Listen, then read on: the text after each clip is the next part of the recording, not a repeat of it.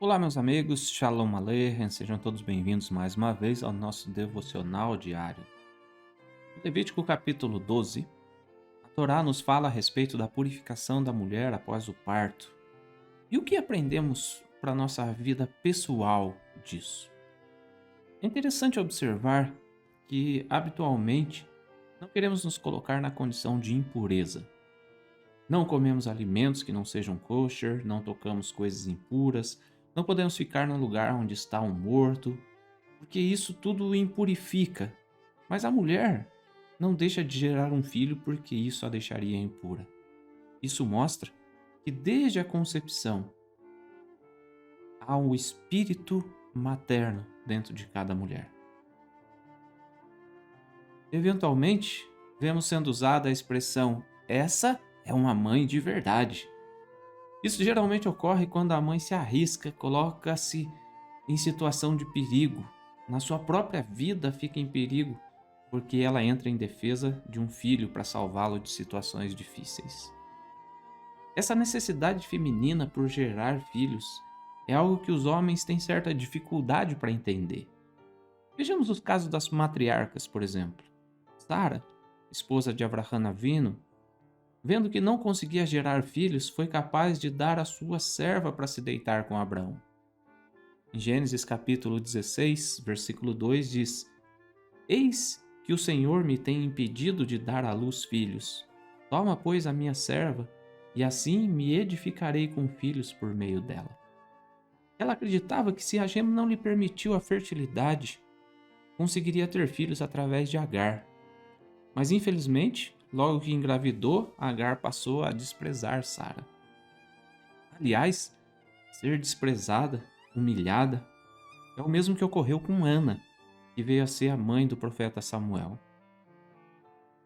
1 Samuel, capítulo 1, versículo 6 até o 8 nos diz assim: A sua rival a provocava excessivamente para a irritar, porque o Senhor lhe havia cerrado a madre. E assim o fazia ela de ano em ano, e todas as vezes que Ana subia à casa do Senhor, a outra a irritava, pelo que chorava e não comia. Então, Elcaná, seu marido, lhe disse: Ana, por que choras? E por que não comes? E por que está triste o teu coração? Não te sou eu melhor do que 10 filhos? Esse texto deixa claro que o marido, por mais amoroso que ele seja, eventualmente é incapaz de alcançar o mesmo grau de necessidade da esposa quando ela fala de seus anseios. Elcaná perguntou: Por que você está chorando? Por que você está triste? Não te sou eu melhor do que 10 filhos? Isso significa que ele sabia que ela chorava por querer um filho, mas o seu coração não alcançava tal necessidade. Isso porque ele era um bom esposo, hein? Mas o instinto materno não tem jeito, é apenas das mulheres. Por outro lado, esposas também não conseguem compreender essa diferença. Veja o que aconteceu com a outra matriarca, Raquel. Em Gênesis capítulo 30 diz assim: Vendo Raquel que não dava filhos a Jacó, teve ciúmes de sua irmã e disse a Jacó: Dá-me filhos, senão morrerei. E então Jacó se irou contra Raquel e disse: Acaso estou eu em lugar de Deus, que ao teu ventre impediu frutificar? A esposa exige do marido algo que está além da sua capacidade, e ele se irrita, não por ser um mau marido, mas porque sabe que ele não é capaz de atender aos anseios dela.